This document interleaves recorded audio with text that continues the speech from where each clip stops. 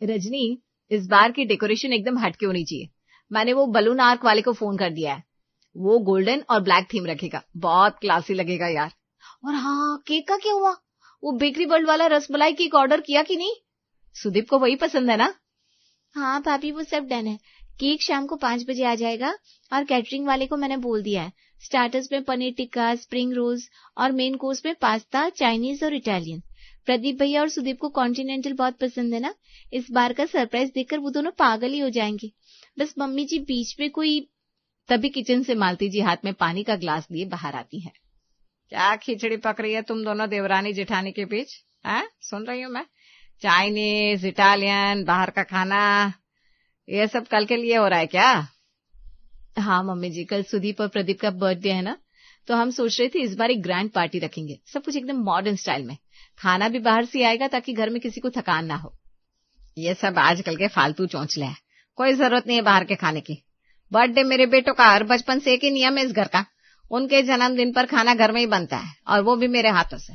मैं हर बार की तरह कल पाव भाजी बनाऊंगी अपने हाथों से। क्या पाव भाजी? मम्मी जी प्लीज, वो अब बच्चे नहीं रहे, 30 साल के हो गया, कितना ओल्ड फैशन लगेगा। और फिर वही तेल मसाला, आजकल कोई इतना ऑयली नहीं खाता। हमने मेनू भी फाइनल कर दिया है। अरे मैंने कब कहा कि तुम अपनी सजावट मत करो। गुब्बारे लगाने हैं लगाओ, केक काटना है काटो, मुझे पसंद नहीं है फिर भी चुप हो ना। लेकिन खाने में तो पाव भाजी ही बनेगी। सुदीप और प्रदीप को मेरे हाथ की पाव भाजी कितनी पसंद है तुम दोनों क्या जानो। जब वो स्कूल से आते थे तो बैग फेंकते ही सबसे पहले यही मांगते थे। मैं कल सुबह ही बाजार जाकर ताजी ताजी सब्जियां लाऊंगी, और कैटरिंग वाले को मना कर देना बस। मालती जी फैसला सुनाकर अपने कमरे में चली गई। तब गुंजन ने रजनी से कहा, लो हो गया सत्यानाश, इतनी मेहनत से मेनू प्लान किया था, सब पानी में गया। अब पार्टी में मेहमान क्या खाएंगे? वही घिसी पिटी पाव भाजी। ये मम्मी जी भी ना अपनी जिद के आगे किसी की नहीं सुनती। सही कह रही होती, इन्हें बस अपनी ममता दिखानी है और हमारी सरप्राइज पार्टी स्पॉइल करनी है। मेरे बेटे मेरा खाना, अरे हम क्या दुश्मन है उनके? हम भी तो अपने पतियों के लिए कुछ स्पेशल करना चाहते हैं, पर नहीं, यहाँ तो बस इनका ही राज चलता है। अरे रजनी, मेरा तो मूड ऑफ हो गया। मैं इतना बड़ा सरप्राइज प्लान कर रही थी, सोचा था कैंडल लाइट डिनर जैसा माहौल होगा, थोड़ा रोमांटिक म्यूजिक होगा। अब क्या, पूरे घर में भाजी की महक आएगी। भाभी मुझे तो लगता है मम्मी जी जानबूझकर ऐसा कर रही हैं। उन्हें डर है कि कहीं सुदीप और भैया हमारी पार्टी देखकर ज्यादा इम्प्रेस ना हो जाए। वो चाहती है कि सारी लाइमलाइट उन्हें ही मिले। देखो, माँ ने अपने बुढ़ापे में बच्चों के लिए खाना बनाया। बिल्कुल सही बोल रही है। तू देखना कल क्या होगा। वो जानबूझकर किचन में पसीना बहाएंगी, फिर सुदीप और प्रदीप के सामने कमर पकड़कर बैठ जाएंगी, और फिर वो दोनों पिघल जाएंगे, और हमारा सरप्राइज वो तो डस्टबिन में जाएगा। किसी को याद भी नहीं रहेगा कि हमने कितनी मेहनत से डेकोरेशन की थी।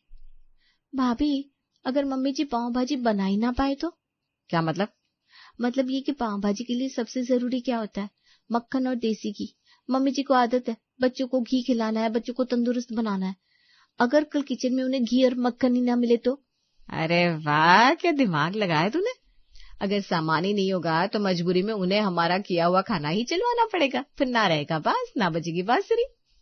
गुंजन और रजनी अपने प्लान पर अब बहुत खुश थी। रात हो चुकी थी। सुदीप और प्रदीप ऑफिस से थके हारे लौटे।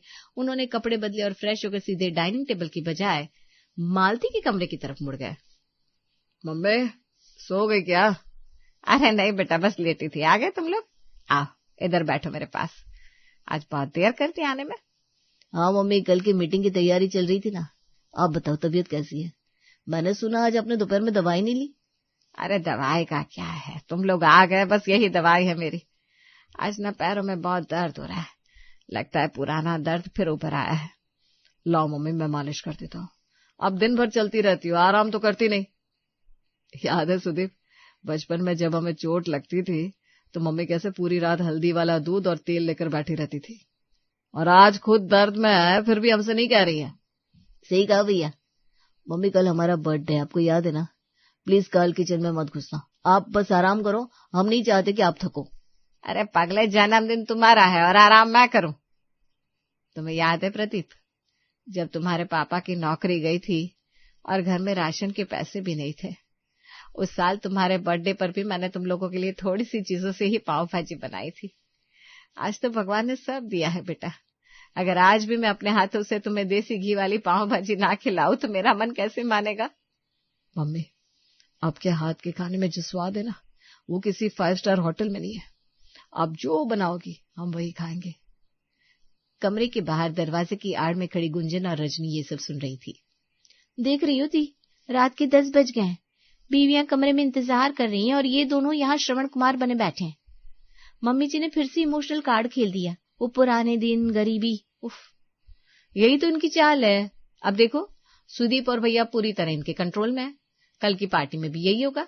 ये पाव भाजी खिलाएंगी, वो दोनों इनके गुण गाएंगे। हमारी सारी मेहनत बेकार जाएगी रजनी। नहीं, कल सुबह वो घी गायब करने वाला प्लान पक्का करना पड़ेगा, वरना हमारा सरप्राइज फ्लॉप है। दोनों बहुएं गुस्से में वहां से चली गईं। अगले दिन सुदीप और प्रदीप ऑफिस के लिए निकल चुके थे। घर में अब सिर्फ मालती जी, गुंजन और रजनी थी। मौका देखकर गुंजन और रजनी दबे पांव किचन में गई। रजनी जल्दी कर, मम्मी जी की पूजा बस खत्म होने वाली है। वो देसी घी का बड़ा वाला टीन का है और वो मक्खन की टिकिया सब हटा दे यहाँ से। दी, घी का डिब्बा तो मैंने दाल वाले बड़े डिब्बे के पीछे डाल दिया है। मम्मी जी का हाथ वहां तक कभी नहीं पहुंचेगा। और ये रहा मक्खन, इसे मैं फ्रीजर की एकदम अंदर फ्रोजन मटर के पीछे छिपा देती हूँ। लो, हो गया किचन साफ। अब यहाँ ना घी है ना मक्खन, सिर्फ एक चीज बची है, ये सरसों के तेल की बोतल। छी, सरसों का तेल, इसमें पाव भाजी कौन ही बनाएगा। इसकी तो महक से ही इंसान भाग जाए। मम्मी जी जब किचन में आएंगे और देखेंगे कि घी नहीं है तो मजबूर होकर उन्हें हार माननी पड़ेगी। बिल्कुल, फिर हमारा सरप्राइज हिट और उनका ममता वाला ड्रामा फ्लॉप। चलो बाहर चलते हैं, इससे पहले कि वो आ जाए। नॉर्मल बिहेव करना है, ठीक है। अब दोनों हंसते हुए किचन से बाहर निकल जाती हैं। दोपहर हो चुकी थी। मालती जी बड़े उत्साह से किचन में आई। उनके चेहरे पर बेटों के जन्मदिन की चमक थी। उन्होंने कढ़ाई गैस पर रखी और हाथ बढ़ाया घी के डिब्बे के लिए, पर वहां खाली जगह थी। अरे, घी का डिब्बा तो यहीं रखा था, कल कहाँ चला गया? और मक्खन बाजार से कल ही तो सुदीप लाया था, फ्रिज में भी नहीं दिख रहा। मालती जी ने सारी जगह देख लिया, फ्रिज छान मारा पर कुछ नहीं मिला। तब उन्होंने गुंजन और रजनी को आवाज दी। गुंजन, रजनी, जरा इधर आना। दोनों बहुएं दौड़ती हुई आई, चेहरे पर झूठी मासूमियत लिए। क्या हुआ मम्मी जी, सब ठीक तो है? अरे वो देसी घी का डिब्बा नहीं मिल रहा, मक्खन भी गायब है। तुम लोगों ने देखा क्या? मुझे पाव भाजी बनानी है, देर हो रही है। ओ मम्मी जी, वो तो खत्म हो गया था, शायद परसों ही खत्म हुआ था। हमने सोचा था नया मंगा लेंगे, पर बर्थडे की तैयारियों में दिमाग से निकल गया। सॉरी मम्मी जी, अब तो घर में 1 चम्मच भी घी नहीं है। खत्म हो गया? अरे 5 किलो का डिब्बा था, इतनी जल्दी कैसे खत्म हो सकता है? और अब मैं क्या करूं, बाजार जाने का वक्त भी नहीं है और मेरे बेटे को मेरे हाथ का ही खाना है। मम्मी जी छोड़िए ना, मैंने कहा था हम बाहर से मंगा लेते हैं। बिना घी मक्खन की पाव भाजी वैसे भी अच्छी नहीं लगेगी। रूखी सूखी भाजी कौन ही खाएगा? आप रहने दीजिए, हम अभी पिज्जा ऑर्डर कर देते हैं। अरे नहीं, मेरे बच्चों का जन्मदिन है, बाजार का खाना नहीं खाएंगे वो। मालती की बात सुनकर गुंजन और रजनी मुस्कुराते हुए किचन से निकल गई। तभी किचन में खड़ी मालती की नजर कोने में रखी सरसों के तेल की बोतल पर पड़ी। उन्होंने सरसों के तेल की बोतल उठाई और आंखों में नमी लिए खुद से कहा, तुम्हें क्या लगता है गुंजन, घी नहीं है तो माँ का प्यार कम हो जाएगा? याद है मुझे वो साल जब प्रदीप 5 साल का था और सुदीप 3 का। घर में घी तो दूर, 2 वक्त के रोटी के लाले थे। तब भी मैंने इनका जन्मदिन मनाया था, इसी सरसों के तेल में भाजी बनाई थी। बच्चे तब भी खुश थे। आज फिर वही दिन सही। अगर मेरे बेटों की किस्मत में आज माँ के हाथ का साधारण खाना लिखा है तो वही सही, पर खाना तो घर का ही बनेगा। मालती जी ने कढ़ाई में सरसों का तेल डाला। तेल के गर्म होते ही उसमें से धुआं उठा और वो तीखी महक उठी जो अक्सर लोगों को पसंद नहीं आती। लेकिन मालती जी रुकी नहीं। अरे मक्खन नहीं है तो क्या हुआ, मीठे में मीठे चीले बना देती हूँ। सुदीप को बचपन में बहुत पसंद थे, तेल में ही सही, पर आज मेरे बच्चों का मुंह मीठा तो होगा ही। एक तरफ पार्टी की चकाचौंध सज रही थी, गुब्बारे लग रहे थे। दूसरी तरफ किचन में एक माँ पसीने से लथपथ सरसों के तेल में बड़े ही प्यार और ममता से खाना पका रही थी। शाम ढल चुकी थी। घर का हॉल किसी 5 स्टार होटल के बैंक्वेट जैसा सज गया था। हर तरफ गुब्बारे, गोल्डन रिबन और तेज रोशनी थी। रजनी और गुंजन भी सजी धजी तैयार थी और टेबल पर एक बड़ा सा चॉकलेट केक रखा था। तभी दरवाजे की घंटी बजी। सुदीप और प्रदीप अंदर आए। Happy birthday, happy birthday. Party poppers फूटते हैं। सुदीप और प्रदीप थोड़ा चौंकते हैं और फिर मुस्कुरा देते हैं।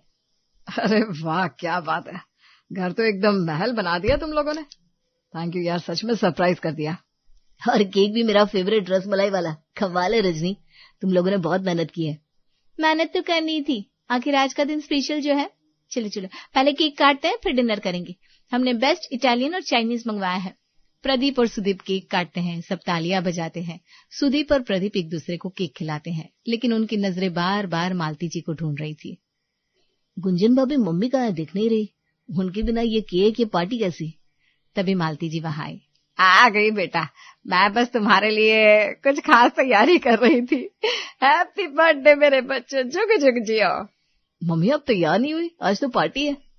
अरे मेरी पार्टी तो तुम दोनों को देख कर ही हो गई। चलो अब खाना खा लो, मुझे पता है तुम्हें जोरों की भूख लगी होगी। भूख तो बहुत लगी है, चलिए खाना खाते हैं। सब खाना खाने टेबल पर आ गए।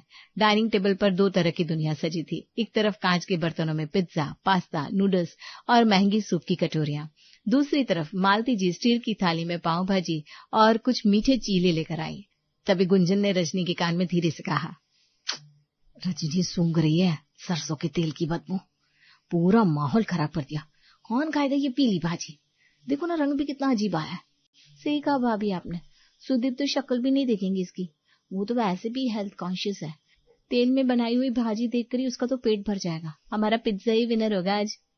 बेटा वो आज थोड़ा मतलब घी खत्म हो गया था, तो मैंने वैसे ही बना दिया जैसे बरसों पहले बनाया था जब तुम छोटे थे।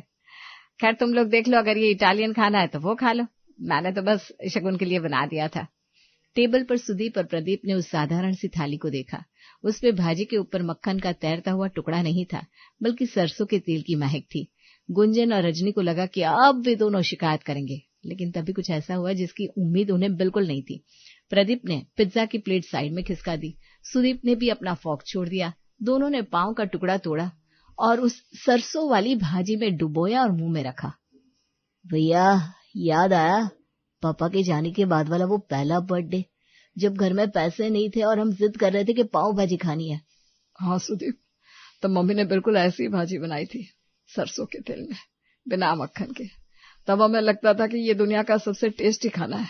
मम्मी आज सालों बाद वही स्वाद आया है, सच में वही बचपन वाला स्वाद। देसी घी में वो बात कहा जो आपके हाथ के सरसों के तेल वाले तड़के में है। और ये मीठे चीले, मम्मी याद है मैं स्कूल टिफिन में रोज यही ले जाता था। भाभी रजनी तुम लोग पिज्जा खाओ, हम तो आज यही खाएंगे। ये हमारे बचपन का केक और पार्टी दोनों है। सुदीप और प्रदीप बड़े चाव से खाने लगे। वे उंगलियां चाट रहे थे और उनकी आंखों से खुशी के आंसू गिर रहे थे। अरे पगले कहीं के, मुझे लगा तुम लोग गुस्सा करोगे कि बर्थडे पर भी रूखा सूखा खिला दिया। खाओ बेटा, जी भर कर खाओ। गुंजन और रजनी तो हैरान रह गई।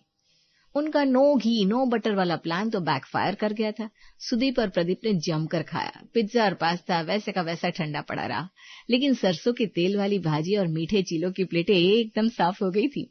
मालती जी पास कुर्सी पर बैठी उन्हें देख रही थी। उनके चेहरे पर सुकून था, लेकिन शरीर अब जवाब दे रहा था। वो बार बार अपनी कमर पर हाथ रख रही थी।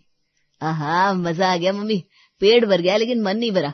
सच कहूं ऐसा खाना तो हम 5 स्टार होटल में भी खाने को तरसते हैं। गुंजन भाभी रजनी आप लोग खड़े क्यों, आओ ना आप भी खा लो, पिज्जा ठंडा हो रहा है, या फिर मम्मी के हाथ का ये स्पेशल खाना चख लो। नहीं सुदीप, तुम लोगों ने खा लिया, बस हम बाद में खा लेंगे, अभी भूख नहीं है। मम्मी लगता है आप बहुत थक गई हो, माथे पर पसीना तो देखो, आपने हमारे लिए इतनी मेहनत की, वो भी इस उम्र में। अब आप जाकर आराम करो, बर्तन वगैरह ये लोग देख लेंगे। जाओ मम्मी प्लीज, लेट जाओ। हाँ बेटा, आज शरीर थोड़ा साथ नहीं दे रहा, कमर अकड़ गई खड़े खड़े, पर दिल बहुत खुश है। तुम लोगों को ऐसे खाते थे मेरी सारी थकान मिट गई। अच्छा मैं चलती हूँ, तुम लोग एंजॉय करो अपनी पार्टी। रजनी गुंजन बेटा तुम लोग भी खा लेना, भूखे मत सोना। हाँ, ऐसा कहकर मालती जी धीरे धीरे अपने कमरे में चली गई। उनके कमरे में जाते ही गुंजन और रजनी ने राहत की सांस ली। वे टेबल साफ करने के लिए आगे बढ़ी, लेकिन तभी प्रदीप की भारी आवाज ने उन्हें रोक दिया। रुक जाओ गुंजन, बर्तन बाद में उठाना, पहले एक बात का जवाब दो। अब गुंजन और रजनी दोनों ठिठक गई। सुदीप और प्रदीप थोड़े नाराज लग रहे थे। क्या सच में घर में घी और मक्खन खत्म हो गया था, या फिर छुपा दिया गया था? ये सुनकर जैसे गुंजन और रजनी के पैरों तले जमीन खिसक गई। ये क्या कह रहे हो सुदीप, हम क्यों छुपाएंगे, सच में खत्म था। झूठ मत बोलो रजनी, जब हम ऑफिस जा रहे थे तो सुदीप को प्यास लगी थी, हम चुपचाप किचन में पानी पीने गए थे, तभी हमने तुम्हारी बातें सुन ली थी। घी दाल के पीछे है, मक्खन फ्रीजर के मटर के पीछे है ना, हमें सब पता था। गुंजन और रजनी शर्म से पानी पानी हो गई। उनसे नजरें नहीं मिलाई जा रही थी। हम चाहते तो उसी वक्त टोक सकते थे, पर हम तमाशा नहीं करना चाहते थे। हैरानी होती है तुम्हारी सोच पर। तुम लोगों को लगा कि अगर घी नहीं मिलेगा तो मम्मी खाना नहीं बना पाएगी। अरे वो माँ है, उन्होंने सरसों के तेल में इसलिए नहीं बनाया कि उन्हें कोई शौक था, बल्कि इसलिए बनाया क्योंकि उनके पास कोई चारा नहीं था। और उनका बड़प्पन देखो, उन्होंने एक बार भी तुम्हारी शिकायत नहीं की। उन्होंने ये नहीं कहा कि बहुओं ने घी छुपा दिया, उन्होंने चुपचाप उस कड़वे तेल में अपनी ममता घोल दी। देखो गुंजन, तुम दोनों ने हमारे लिए पार्टी प्लान की, थैंक यू, हमें अच्छा लगा, लेकिन मम्मी से कंपटीशन मत करो। माँ की जगह कोई नहीं ले सकता और पत्नी की जगह भी कोई नहीं ले सकता, दोनों अपनी अपनी जगह है। मम्मी को लगता है हम अब भी छोटे बच्चे हैं और तुम्हें लगता है कि हम बड़े हो गए। उनका वो पुराना पाव भाजी वाला प्यार और तुम्हारा ये मॉडर्न सरप्राइज, दोनों साथ भी तो चल सकते थे ना। घी छुपाने की क्या जरूरत थी? सॉरी प्रदीप, हमसे गलती हो गई। हमें लगा मम्मी जी सारी क्रेडिट ले जाएंगी, हम जलन में अंधे हो गए थे।